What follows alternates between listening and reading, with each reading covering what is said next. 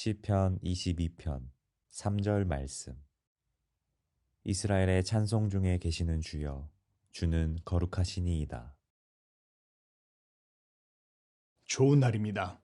성령님께서 오늘도 여러분들의 심령 가운데 큰 은혜와 평강으로 함께하여 주시기를 주님의 이름으로 축복합니다. 우리가 인생을 살다 보면 위기의 순간들이 찾아올 때가 있습니다. 도저히 상황을 해결할 수 없는 것처럼 보이고 또 어디로도 도망갈 수 없고 마치 사방이 다 막혀 있는 것 같은, 내가 아무리 애를 쓰고 또 노력을 하지만 오히려 더 상황들은 악화되어지고 또 그런 것들을 누구에게도 털어놓고 하소연할 수 없는, 모든 짐을 마치 나 혼자 짊어져야 되는 그런 위기의 순간들이 찾아올 때가 있습니다.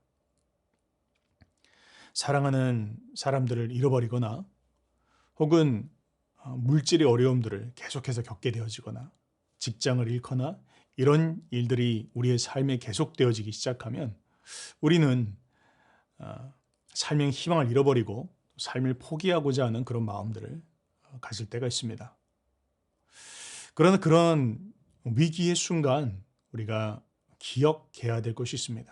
그것은 바로 하나님이 살아계신다는 것입니다.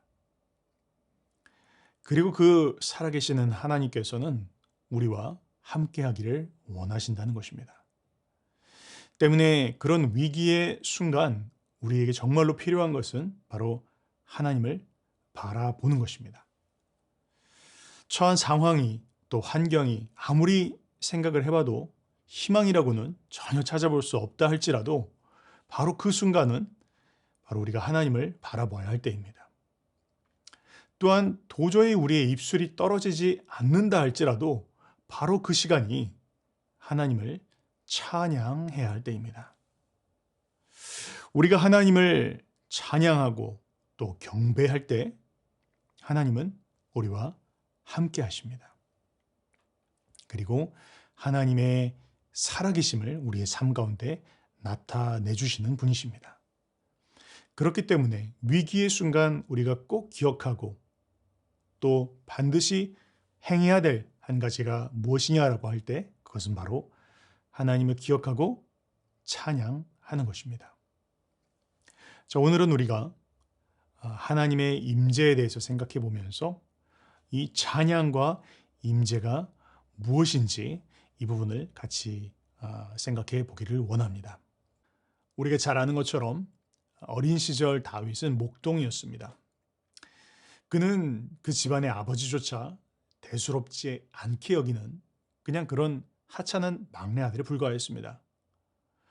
선지자 사무엘이 다윗에게 기름을 붓기 위하여 그 아버지 집을 찾아왔을 때 그 아버지는 다른 애들은 몰라도 이 다윗은 아닐 거라고 생각을 하였습니다. 왜냐하면 그는 그냥 인생의 대부분의 시간을 양떼와 보냈고 또 들판에서 보내는 그런 하찮은 아들에 불과했기 때문입니다. 집안에서 그런 대우를 받는 그런 아들이었지만 그러나 다윗은 원망하면서 불평하는 그런 아들은 아니었던 것 같습니다. 그건 어떤 그가 대단한 성품을 가졌던 사람이었기 때문에가 아니라 그거는 그가 모든 순간 하나님과 함께하였기 때문입니다. 그리고 그 비밀이 무엇이었냐면 바로 그는 하나님을 찬양하는 사람이었다라고 성경은 이야기하고 있습니다. 다윗은 들판에서 양떼들을 돌보면서 하나님을 찬양하였습니다. 그런데 너무 신비하고 놀랍게도 그가 하나님을 찬양할 때면 하나님께서 마치 그의 찬양을 기쁘게 받으시는 것처럼 가까이 오셔서 그의 찬양을 흠양하시는 것처럼 그는 느끼고는 하였습니다. 바로 그것이 다윗으로 하여금 어떤 상황 가운데서도 이길 수 있도록 그를 붙잡아주는 그런 원동력이었습니다. 이제 그가 왕이 되었습니다. 그런데 어떤 일인지는 성경에 기록하고 있지는 않지만 그러나 마치 그것이 사방으로부터 우겨싸인 것처럼 느껴지고 환란이 끊임없이 그의 삶을 덮치는 것 같은 그런 순간들이 찾아왔습니다. 스스로도 느껴지기에 나는 벌레요 사람이 아니라 이렇게 고백할 정도로 그는 깊은 어두움 가운데 또 환란 가운데 위기의 순간들을 맞이하게 되었습니다. 자, 근데 그 위기의 순간 다윗이 기억한 것이 하나가 있습니다. 그것은 무엇이냐면 바로 하나님을 찬양하는 것이었습니다. 시편 22편은 그가 그의 삶의 위기의 순간 지었던 시로 알려져 있습니다. 근데 22편 3절에 보면 그가 그 고통의 순간 가운데 어떻게 하나님 앞에 나가는지를 잘 이야기해 주고 있습니다. 1절부터 한번 보도록 하겠습니다. 내 하나님이여, 내 하나님이여, 어찌 나를 버리셨나이까? 어찌 나를 멀리하여 돕지 아니하시오며 내 신음소리를 듣지 아니하시나이까? 내 하나님이여, 내가 낮에도 부르짖고 밤에도 잠잠하지 아니하오나 응답하지 아니하시나이다. 이런 절망적인 상황 가운데 다윗은 하나님을 찾고 하나님을 부르짖습니다. 그러나 그럼에도 불구하고 그는 하나님의 임재를 가깝게 경험하지 못했던 것 같습니다. 그러나 그가 그런 깊은 절망적인 상황 가운데 그에게 문득 떠오른 것이 한 가지가 있었는데 그것이 무엇이냐면 그가 목동이었을 때 하나님을 찬양하는 것이었습니다. 그리고 그렇게 하나님을 찬양할 때 하나님께서 그와 함께 하시는 것을 그는 깊이 느꼈습니다. 이제 그는 이렇게 고백합니다. 3절입니다. 이스라엘의 찬송 중에 계시는 주여, 주는 거룩하시나이다. 여기서 찬송 중에 계시는 주님이라는 뜻은 굉장한 의미를 담고 있습니다. 이것을 만약 우리가 요즘 말로 풀어서 설명을 한다면 이렇게 설명할 수 있습니다. 주님은 우리가 주님을 찬양할 때 그 찬양을 보좌로 삼으셔서 그것을 좌정하시는 거룩한 분이십니다. 라는 그런 뜻입니다. 그렇습니다. 우리가 하나님을 찬양할 때 하나님은 우리의 찬양을 그분의 보좌로 삼으셔서 그곳 가운데 임재하시는 분이십니다. 우리가 얼마나 어렵던지 간에 우리의 상황이, 우리의 환경이 얼마나 우겨쌈을 당하는 고통스러운 위기의 순간을 지나간다 할지라도 우리가 하나님을 찬양할 때 그 찬양하는 그 순간 하늘에서는 어떤 일이 벌어지냐면 그 찬양을 하나님의 보좌로 삼으셔서 하나님께서 그 자리에 좌정하여 앉으신다는 것입니다. 하나님이 좌정하여 앉으신다는 것은 그분의 통치가, 그분의 다스리심이 시작되어진다는 것을 이야기합니다. 때문에 우리 가운데 얼마나 어둠이 있던지, 얼마나 사단 마귀의 공격이 우리 가운데 극심하던지 하나님이 통치하시고 좌정하시면 그 어둠은 떠나가고 마귀의 그런 세력들은, 그 권세들은 꺾이게 되어지는 것을 이야기하는 것입니다. 바로 그것이 찬양의 능력인 것입니다. 때문에 우리가 얼마나 좌절하던, 우리의 상황이 얼마나 어렵던 그때 우리가 반드시 기억해야 되는 것, 우리의 입술이 도저히 떨어지지 않는 순간 가운데서라도 우리가 꼭 해야 될 것은 무엇이냐면 바로 하나님을 찬양하고 경배해야 하는 것입니다. 여러분, 저도 제가 초신자일 때요, 처음 예수님을 믿었을 때 기억이 납니다. 신앙이 갈팡질팡할 때였습니다. 그런데 저를 돌봐주던 어떤 한 조장님 한 분이 저한테 이렇게 저를 기도실로 초대해서 저에게 이렇게 이야기해 줬습니다. 하나님께서 온 세상 가운데 거하시는 하나님이시지만 그러나 우리가 우리의 입술을 열어 하나님을 찬양할 때 하나님은 우리의 입술을 지켜보신단다. 그래서 우리가 입술을 열어 찬양할 때 하나님께서는 그 찬양을 기쁘게 받으셔. 그러니까 하나님을 한번 찬양해 봐. 그렇게 저에게 이야기해 주었습니다. 제가 그 말을 듣고 마치 하나님께서 저를 보신다는 것처럼 느끼면서 저의 입술을 열어서 찬양을 하기 시작하였습니다. 그런데 놀라운 일이 벌어졌습니다. 입술을 열어 하나님을 찬양하기 시작하자 마치 그분이 이야기하신 것처럼 하나님의 그 임재가 그 기도실을 가득히 채우는 것을 저는 느꼈습니다. 너무나 신비한 그런 놀라운 체험이었습니다. 그래서 저는 생각하기에 여기가 기도실이니까, 여기가 교회니까, 아마 거룩한 곳이니까 그런 일이 있었겠거니 생각을 하였습니다. 그래서 전 스스로 한번 실험을 해보기로 했습니다. 저희 집에 돌아와서 이제 방문을 잠그고 침대 곁에 무릎을 꿇고 앉았습니다. 그리고 저의 입술을 열어서 찬양을 하기 시작했습니다. 그런데 어떤 일이 벌어졌을까요?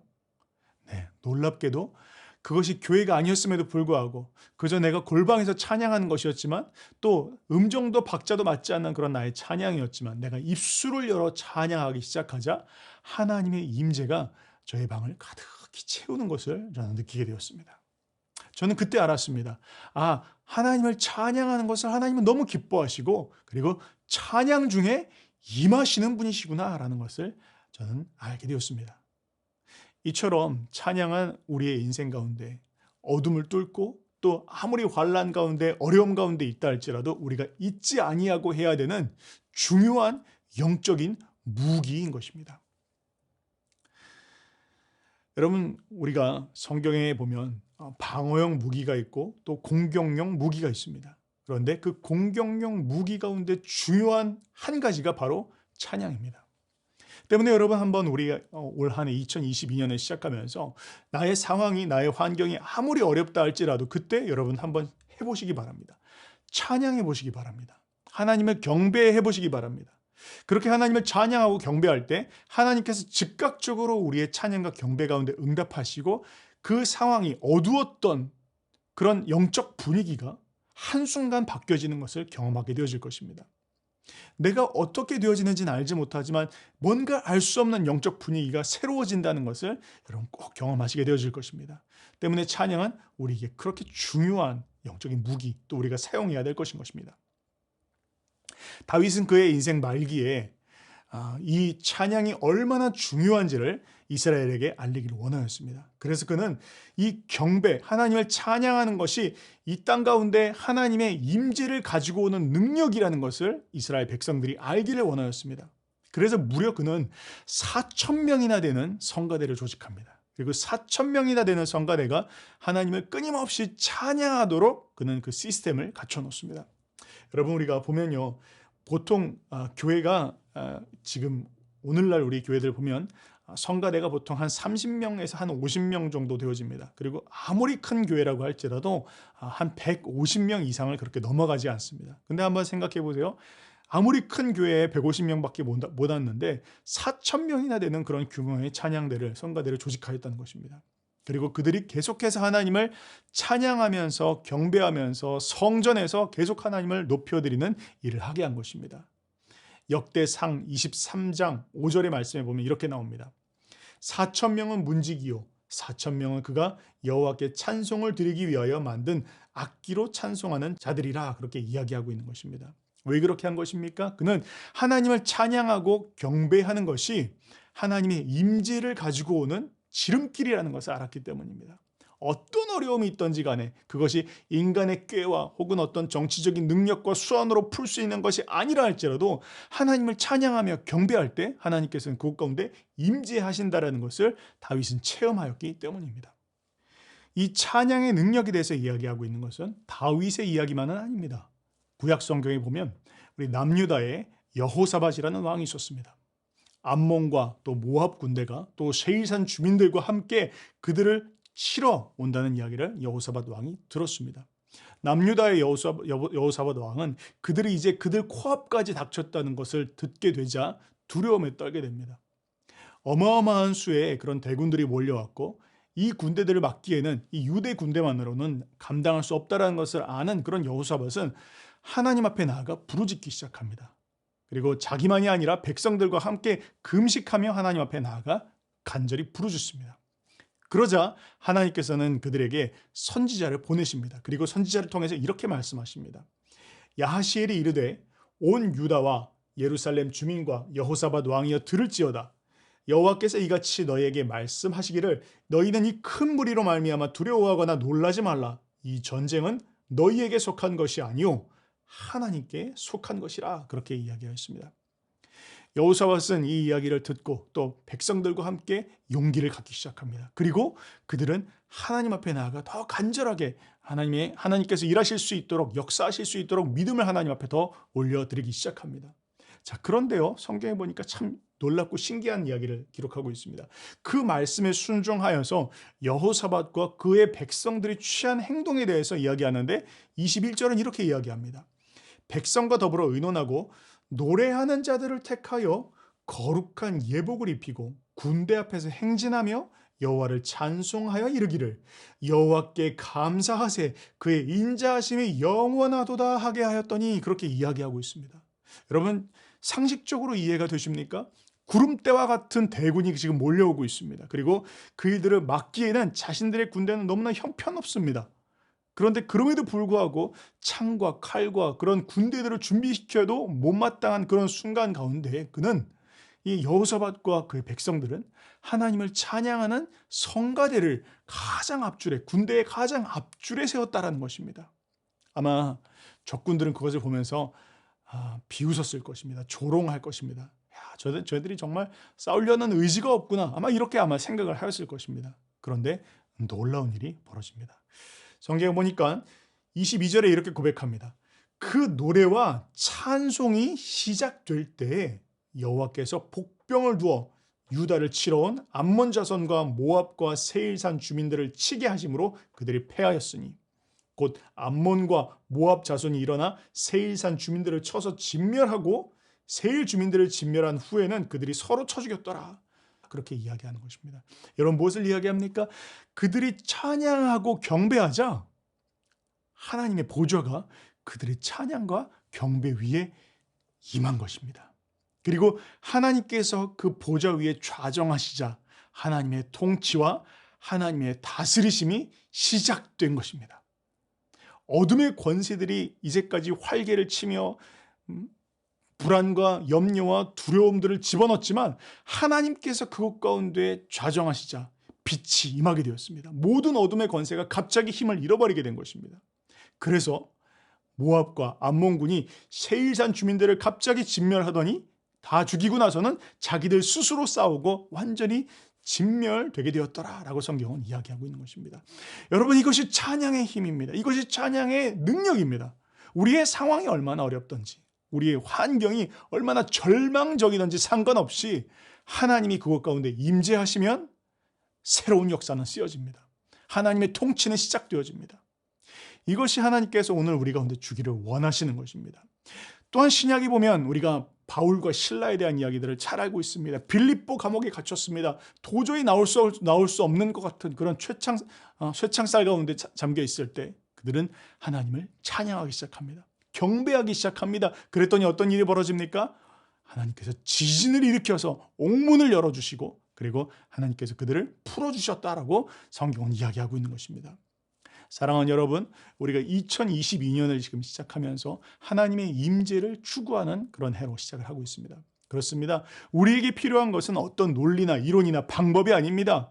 우리에게 필요한 것은 그 하나님의 실제적인 임재입니다.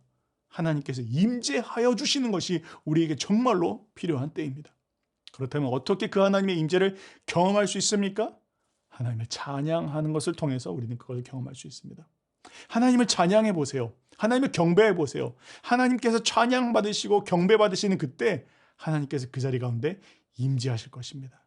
당신의 영광을 드러내 주실 것입니다. 그 아름다움 가운데로 우리를 들어가게 하실 것입니다. 그리고 하나님께서 우리의 심령의 모든 두려움, 염려들을 걷어내시고 기쁨을, 감사함을, 만족함을, 충만함을 주시고 능히 이길 수 있는 믿음을 우리 가운데 허락하여 주실 것입니다. 그렇게 한 해를 승리하시는 저와 여러분들 되시기를 주님의 이름으로 축복합니다.